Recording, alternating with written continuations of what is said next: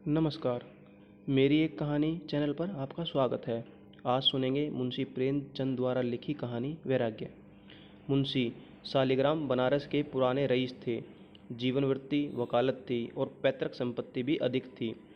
दशाश्वमेध घाट पर उनका वैभवान्वित गृह आकाश को स्पर्श करता था। उधार ऐसे कि 25-30 हजार की वार्षिक आय भी व्यय को पूरी न होती थी। साधु ब्राह्मणों के बड़े श्रद्धावान थे। वे जो कुछ कमाते वह स्वयं ब्रह्मभोज और साधुओं के भंडारे एवं सत्याकार में व्यर्थ हो जाता था। नगर में कोई साधु महात्मा आ जाए वह मुंशी जी का अतिथि। संस्कृत के ऐसे विद्वान कि बड़े बड़े पंडित उनका लोहा मानते थे। वेदांतीय सिद्धांतों के वे अनुयायी थे। उनके चित्त की प्रवृत्ति वैराग्य की ओर थी। मुंशी जी को स्वभावतः बच्चों से बहुत प्रेम था। मोहल्ले भर के बच्चे उनके प्रेमवारी से अभिसिंचित होते रहते थे। जब वे घर से निकलते थे तब बालकों का एक दल उसके साथ होता था। एक दिन कोई पाषाण हृदय माता अपने बच्चे को मार रही थी। लड़का बिलख बिलख कर रो रहा था। मुंशी जी से ना रह गया। दौड़े, बच्चे को गोद में उठा लिया और स्त्री के सम्मुख अपना सिर झुका दिया। स्त्री ने उस दिन से अपने लड़के को न मारने की शपथ खा ली। जो मनुष्य दूसरों के बालकों का ऐसा स्नेही हो वह अपने बालक को कितना प्यार करेगा, सो अनुमान से बाहर है। जब से पुत्र पैदा हुआ मुंशी जी संसार के सब कार्यों से अलग हो गए। कहीं वे लड़के को हिंडोले में झुला रहे हैं और प्रसन्न हो रहे हैं, कहीं वे उसे एक सुंदर सैरगाड़ी में बैठाकर स्वयं खींच रहे हैं। एक क्षण के लिए भी उसे अपने से दूर नहीं कर रहे थे। वे बच्चे के स्नेह में अपने को भूल गए थे। स्वामा ने लड़के का नाम प्रतापचंद्र रखा था। जैसा नाम था वैसा ही उसमें गुण भी थे। वह अत्यंत प्रतिभाशाली और रूपवान था। जब वह बातें करता सुनने वाले मुग्ध हो जाते थे। भव्य ललाट दमक दमक करता था। अंग ऐसे पुष्ट की द्विगुण दिल वाले लड़कों को भी वह कुछ न समझता था।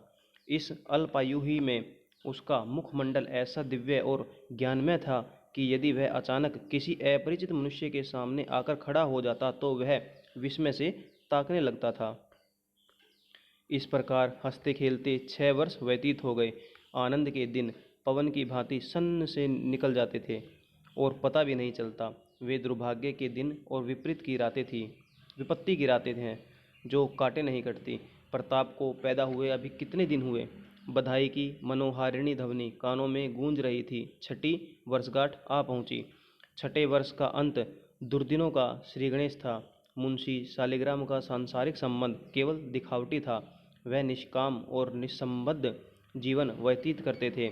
यद्यपि प्रकट वह सामान्य संसारी मनुष्यों की भांति संसार के क्लेशों से क्लेशित और सुखों से हर्षित दृष्टिगोचर होते थे, तथापि उनका मन सर्वथा उस महान और आनंदपूर्ण शांति का सुख भोग करता था जिस पर दुख के झोंकों और सुख की थपकियों का कोई प्रभाव नहीं पड़ता है। माघ का महीना था। प्रयाग में कुंभ का मेला लगा हुआ था। रेलगाड़ियों में यात्री रुई की भांति भर भर कर प्रयाग पहुंचा जाते थे। 80-80 बरस के वृद्ध जिनके लिए वर्षों से उठना कठिन हो रहा था, लंगड़ाते लाठियां टेकते मंजिल तय करके प्रयागराज को जा रहे थे। बड़े बड़े साधु महात्मा जिनके दर्शनों की इच्छा लोगों को हिमालय की अंधेरी गुफाओं में खींच ली जाती थी, उस समय गंगा जी की पवित्र तरंगों से गले मिलने के लिए आए हुए थे। मुंशी शालिग्राम का भी मन ललचाया। स्वामा से बोले, कल स्नान है। स्वामा, सारा मोहल्ला सूना हो गया, कोई मनुष्य नहीं दिखता। मुंशी, तुम चलना स्वीकार नहीं करती, नहीं तो बड़ा आनंद होता। ऐसा मेला तुमने कभी नहीं देखा होगा। स्वामा बोली, ऐसे मेले में मेरा जी घबराता है। मुंशी जी बोले, मेरा जी तो नहीं मानता। जब से सुना है कि स्वामी परमानंद जी आए हैं तब से उनके दर्शन के लिए चित्त उद्विग्न हो रहा है। स्वामा पहले तो उनके जाने पर सहमत न हुई, पर जब देखा कि यह रोके न रुकेंगे तब विवश होकर मान गई। उसी दिन मुंशी जी 11 बजे रात को प्रयागराज चले गए। चलते समय उन्होंने प्रताप के मुख का चुंबन किया और स्त्री को प्रेम से गले लगाया। स्वामा ने उस समय देखा कि उनके नेत्र सजल है। उसका कलेजा धक से हो गया। जैसे चैत्र मास में काली घटाओं को देखकर कृषक का हृदय कांपने लगता है, उसी भांति मुंशी जी ने नेत्रों का अश्रुपूर्ण देखकर स्वामा कांपती हुई अश्रु की वे बूंदें वैराग्य और त्याग का अगाध समुद्र में दिखी। देखने में वे जैसे नन्हे जल के कण थी, पर थी वे कितनी गंभीर और विस्तीर्ण। उधर मुंशी जी घर के बाहर निकले और इधर सुआमा ने एक ठंडी श्वास ली। किसी ने उसके हृदय में यह कहा कि अब तुझे अपने पति के दर्शन न होंगे। एक दिन बीता, 2 दिन बीते, चौथा दिन आया और रात हो गई। यहाँ तक कि पूरा सप्ताह बीत गया, पर मुंशी जी न आए। तब तो सुआमा को आकुलता होने लगी। तार दिए, आदमी दौड़ाए, पर कुछ पता न चला। दूसरा सप्ताह भी इसी प्रयत्न में समाप्त हो गया। मुंशी जी के लौटने की जो कुछ आशा शेष थी, वह सब मिट्टी में मिल गई। मुंशी जी का अदृश्य होना उनके कुटुंब मात्र के लिए ही नहीं, वरन सारे नगर के लिए एक शोकपूर्ण घटना थी। हाटों में, दुकानों पर, हथाइयों में, अर्थात चारों ओर यही वार्तालाप होता था। जो सुनता वही शोक करता। क्या धनी, क्या निर्धन, यह शोक सबको था। उसके कारण चारों ओर उत्साह फैल रहा था। अब एक उदासी छा गई। जिन गलियों से वे बालकों का झुंड लेकर निकलते थे, वहां अब धूल उड़ रही थी। बच्चे बराबर उनके पास आने के लिए रोते और हट करते थे। उन बेचारों को यह सुध कहाँ थी कि अब प्रमोद सभा भंग हो गई है। उनकी माताएं आंचल से मुख ढांप ढांप कर रोती, मानो उनका सगा प्रेमी मर गया हो। वैसे तो मुंशी जी के गुप्त हो जाने का रोना सभी रोते थे, परंतु सबसे गाढ़े आंसू उन आड़तियों और महाजनों के नेत्रों से गिरते थे जिनके लेन देन का लेखा अभी नहीं हुआ था। उन्होंने 10-12 दिन जैसे जैसे करके काटे। पश्चात एक एक करके लेखा के पत्र दिखाने लगे। किसी ब्रह्मभोज में से 100 रुपये का घी आया और मूल्य नहीं दिया गया। कहीं से 200 का मैदा आया हुआ है। बजाज का सहस्त्रों का लेखा है। मंदिर बनवाते समय एक महाजन के 20 सहस्त्र ऋण लिया था, अब अभी वैसे ही पड़ा हुआ है। लेखा की तो यह दशा थी, सामग्री की यह दशा कि एक उत्तम ग्रह और तत्संबंधी सामग्रियों के अतिरिक्त कोई वस्तु न थी जिससे कोई बड़ी रकम खड़ी हो सके। भूसंपत्ति बेचने के अतिरिक्त अन्य कोई उपाय न था जिससे धन प्राप्त करके ऋण चुकाया जाए। बेचारी स्वामा सिर नीचा झुकाए हुए चटाई पर बैठी थी और प्रतापचंद अपने लकड़ी के घोड़े पर सवार आंगन में टक टक कर रहा था कि पंडित मोटेराम शास्त्री, जो कुल के पुरोहित थे, मुस्कुराते हुए भीतर आए। उन्होंने प्रसन्न देखकर निराशा स्वामा चौंक कर उठ बैठी कि शायद यह कोई शुभ समाचार लाए हों। उनके लिए आसन बिछा दिया और आशा भरी दृष्टि से देखने लगी। पंडित जी आसन पर बैठे और सूंघनी सूंघते हुए बोले, तुमने महाजनों का लेखा देखा? स्वामा ने निराशपूर्ण शब्दों में कहा, हाँ देखा तो।